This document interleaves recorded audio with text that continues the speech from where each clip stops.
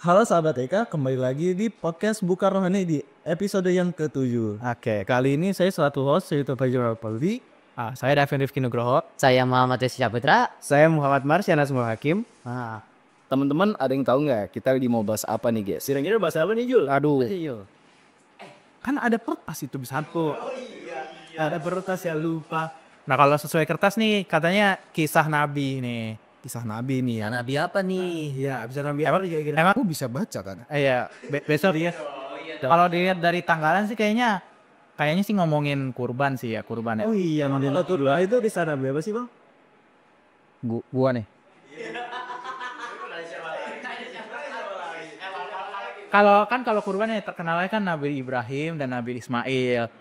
Nabi Ibrahim diwahyukan oleh Allah Subhanahu wa taala untuk memotong kepala anaknya sendiri. Asto. Gimana Pak ke lengkapan ceritanya Bang? Jadi setelah pas lagi mau dipotong, diteleport. Ke John dong, ngobrol dulu bang. Awal dulu Bang. Kita ceritain gimana Nabi Ibrahim itu minta anak kepada Allah. Jadi awalnya, aku minta anak iya. Nggak tahu gue. Jadi setelah Nabi Ibrahim nggak mempunyai anak selama bertahun-tahun, dia minta. Terus iya, lahirlah Nabi Ismail alaihissalam. Nice. Terus Nah, Sekalinya udah dapat dikasih, malah diperintahkan oleh Allah untuk dipenggal. Oke, terus kalau setelah dipenggal tuh kayak gimana? pas Nabi Ibrahim tahu, Enggak. Iya, ya oke dari situ lah. ya pas Nabi Ibrahim tahu kan langsung galau lah. Bayangin udah bertahun-tahun kan nggak punya anak, tapi sekalinya punya anak diperintahkan oleh Allah untuk dipenggal ya. Bayangin kan? Aduh. Dan kebetulan memang seorang Nabi kan memiliki jiwa yang sangatlah taat kepada perintah Allah sehingga ia menjalankan perintah yang diberikan. Nabi masalahnya tuh di saat Nabi Ibrahim tuh lagi lagi mencerna apa yang diperintahkan oleh Allah tuh ada bisikan setan. iya tuh Bang. Setan. Emang ada setannya? Ada tuh bisa. Jadi Nabi Ibrahim setelah mendapatkan wahyu itu, dia itu pergi ke salah satu tempat yang dimana aku lupa tempatnya, tapi di tempat itu dia tuh kayak merenung gitu Bang. Nah di saat renungan Nabi Ibrahim itu, dia dapat bisikan setan Bang. Bisikan setannya itu untuk udah jangan ikutin perintah Allah. Itu anak yang setelah kamu tunggu-tunggu. Nah itu sampai beberapa kali Bang. Jadi dibisikin setan biar kagak suruh Iya. nyembeli anaknya. Biar Tapi Nabi Ibrahim kayak ayo dah gas gitu. Ya, enggak. Tetap taat kepada Allah. Nabi. Terus sampai hari H kan pas sudah diminta, tiba-tiba anaknya diteleport.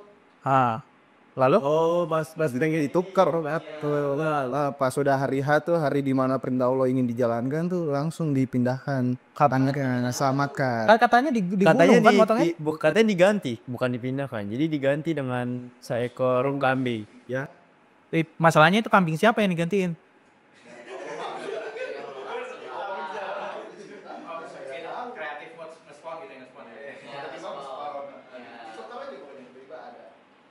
Tapi itu awal mula dari hari besar kurban nih. Tapi aku masih bingung nih Bang. Kenapa? Respon Nabi Ismail setelah ayahnya mengantarkan wahyu itu gimana tuh Wah? Respon Nabi Ismail. Respon anaknya. Setelah kan ayahnya kan tiba-tiba datang membawa wahyu bahwa nak kamu akan disembelihkan gitu. Jadi gimana tuh Bang responnya Bang? respon anaknya sih bisa dikatakan sih pasrah dan taat pada perintah Allah sih. Jadi ya udah ayah nggak apa-apa, mungkin akan diganti yang lebih baik atau bagaimana. Iya, dia ikhlas dan taat pada perintah Allah. Itu sih. Iya. Tapi lu kayak ngebayangin gak sih misalnya lu tetangga Nabi Ibrahim. Terus tiba-tiba lu kayak ngedenger lagi pada setuju untuk nyembeli anaknya sendiri. Kayak kalau kedengeran dari tembok-temboknya kayak agak sedikit miring gak sih? Kalau di zaman sekarang iya, Mirip. miring banget. Siapa yang mau nyembeli anaknya coba? Tapi kan Kalau zaman dulu berarti oke. zaman Enggak juga Bang. di Esensinya Islamnya itu masih kental Bang. Karena di zaman itu kan masih ada nabi yang hidup. Nabi yang bukan yang masih ada gitu. sebagai wahyu Allah. Ya. Nah terus kalau misalnya kayak Allah kan pasti kayak nggak mungkin asal pengen have fun aja gitu kan ya. Pasti ada tujuannya itu. Nah itu kayak tujuannya cuman buat jahilin Nabi Ibrahim sorry. Atau kayak pengen ada apanya gitu. Enggak sih Bang, itu jadi kayak itu menunjukkan kasih sayang Allah Subhanahu wa taala buat menguji keimanan dari Nabi Ibrahim. Oh jadi nguji aja. Iya, menguji keimanannya. Kan Allah kan di antara Quran itu kalau nggak salah pernah nyebutin, Allah berfirman kalau manusia itu pasti selalu ada ujian yang datang. Iya, betul. Itu sebagai menguji keimanan kita.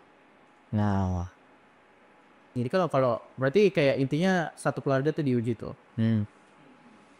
tapi ya emang ujiannya memang berat banget sih. Iyalah, bertahun-tahun nggak punya anak, sekalinya punya anak, pasti Ya, sebelum. aduh, Gila sih. gila. Ceritanya pisers kayak kita ini ya. Ya oke lah gini lah. Kan kalau Idul Fitri puasa itu biasanya kan 30 hari sebelum. Iya. Nah kalau Idul Adha katanya puasanya itu dari bangun tidur sampai dengan sholat Idul Adha aja. Itu benar kah? Bagaimana harusnya?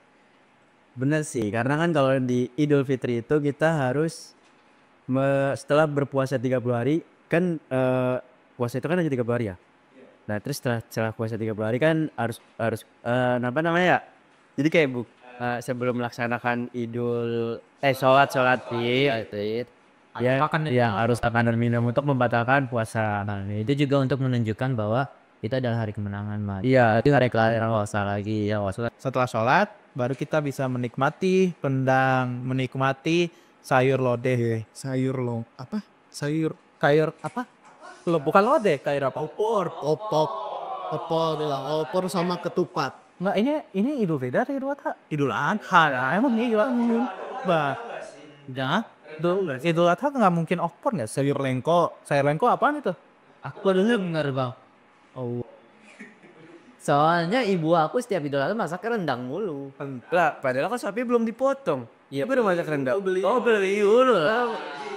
Walaupun saat Idul Adha kalau misalnya di Lenteng nih ya, kalau misalnya hari sebelum hari H biasanya 2 hari 3 hari itu banyak banget yang jualan di pinggir jalan kayak ya pokoknya kayak daging sapi banyak banget di berjajaran. Nah kan itu kayak per kilo kan bisa cepet-cepet gitu ya, soalnya setiap 100.000. Berarti kan kayak emang ekonomi Indonesia kayak berputar emang di hari-hari besar ini kan ya. Iya, apalagi kalau udah hari besar biasanya kan harga bahan pokok kan suka dua. Oh, ini kita udah keluar dari tengah lagi. kita balik lagi ke topik ya. Benar. Apa nih? Masa nggak tahu sayur lengko? Nggak, sayur lengko tuh apa? Sayur lengko. Itu sayur lengko. Kuliah tahu sayur lengko nggak? Tahu. Apa itu? Tahu apa itu sayur lengko? Apa? Ayam kan? Kayak semacam opor tapi bukan opor kan? Rapi. Jadi tahu sayur lengko. Sayur Lengko. lengko. Lengko. Gak pernah denger kan? Gak pernah dengar itu masakan khas mana? Itu masakan khas mana, Bang? Sabar, saya selalu makan itu mah. Kayak sayur lodeh tahu nggak? Sayur lodeh tahu. Ya itu yang pakai labu kan? Coba nanti cobain dah. Tapi pas lagi apa namanya lagi Idul Adha nih, selain rendang sama itu pada suka makan apa lagi biasanya tuh? Ya biasanya sih kan misalnya udah dapet nih set. Ya kalau dapet ya. Tahu. Alhamdulillah. Dibikin sate gak sih? Itu Kita malam-malam bakar-bakar, gak? biasanya sih sambil ngumpul ya, entah sama temen atau saudara ya, nama biasanya kan katanya dicelupin di nanas dulu ya. Nah iya, kenapa tuh Bang dicelupin nanas supaya dagingnya itu nggak keras, jadi lembut ya. Jadi tapi walaupun saya lakuin itu tetap aja sih keras-keras juga. Berarti udah pengalaman ya. Dulu kira-kira nanasnya kayak salah tekniknya kayaknya. Jadi kan kalau yang sering kita dengar kan sate kambing, sate ayam, tapi sate sapi ada ini. Sate sapi ada, sate koince pun ada Bang. Sate kucing ada. Sate guanya aja juga ada, Bang. Nah, enggak, sate sapi tuh biasa dipakai di ini Bang, sate Padang. Oh itu dia tuh. Baru tahu. Sate Padang. Sate Padang itu sapi. Sapi bisa ada yang bilang daging kebo sama sapi. Antara daging kebo sama sapi. Sia. Jadi sate Padang itu Tapi juga harganya mahal. Saya sering beli ya. Ini cuman berapa tusuk tuh 15.000 gitu. Atau enggak pada pernah nyobain itu enggak daging dari masjid tuh ya kan dijadiin stick. Ada yang pernah Kayaknya susah nggak sih sisa? kayak rasanya bukan stick. Iya, bukan stick ya nih. Nggak masalah kan kalau potongan masjid itu ya potong aja.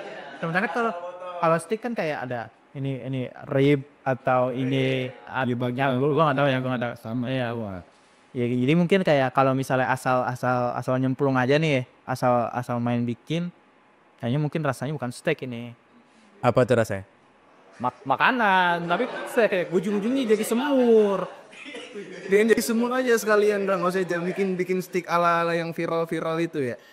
Itu tuh kalau misalnya udah ngomongin stick nih ya, gua nggak tahu nih jembatannya mau kemana lagi. Gua ngomong, Nah, nggak tahu lah.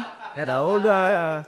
Selain di Indonesia kan coba di Indonesia suka motong apa aja biasanya? oh iya, kerbau kalau di Indonesia kan. Kerbau bisa. Aku baru bisa kerbau tapi yang ada tanduknya. Kerbau ada. Nah kan kalau di luar negeri kan unta. Iya tuh di Arab ya. Nah kalau gimana? Di mana lagi? Unta? Masa ya Maroko?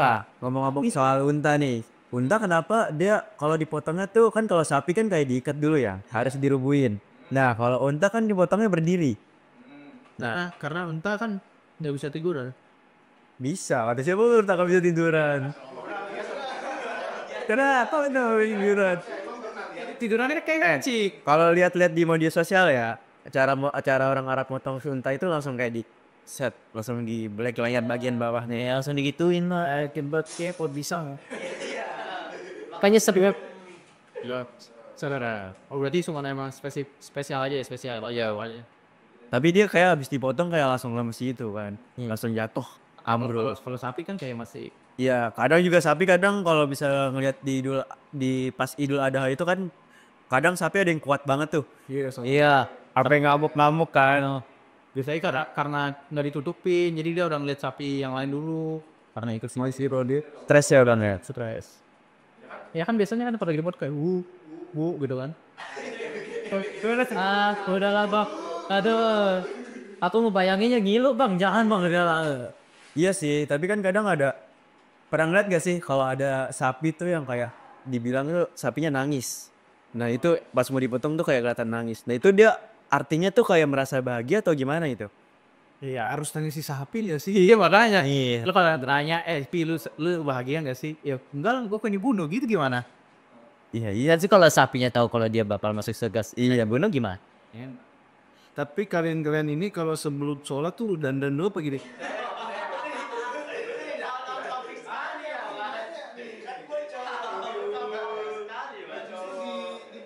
Ini sapinya sebelum disembelih didandanin dulu.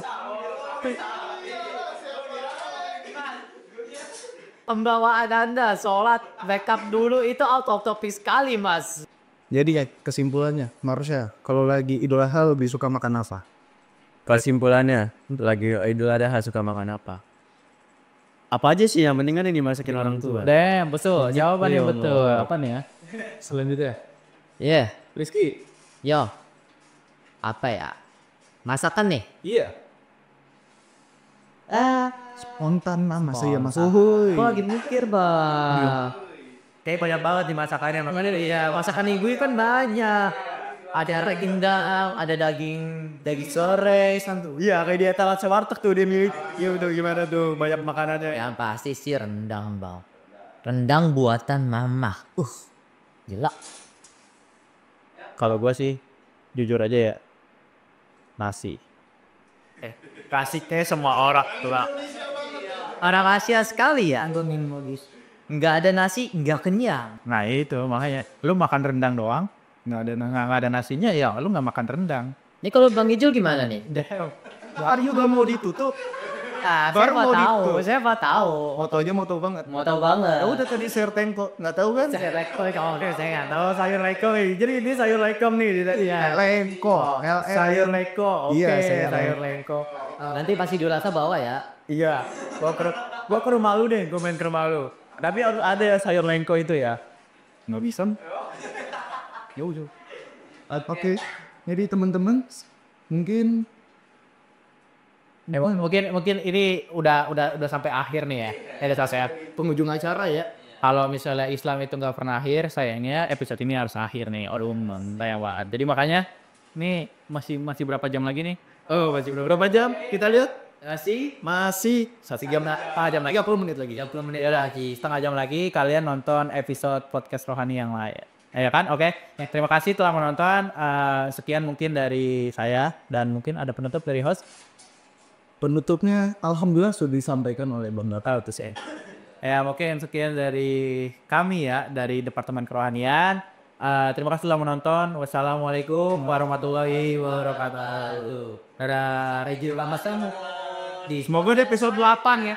Nggak tahu soalnya. Jangan lupa bagi rendangnya ya. Sayur lengkong nggak usah tahu.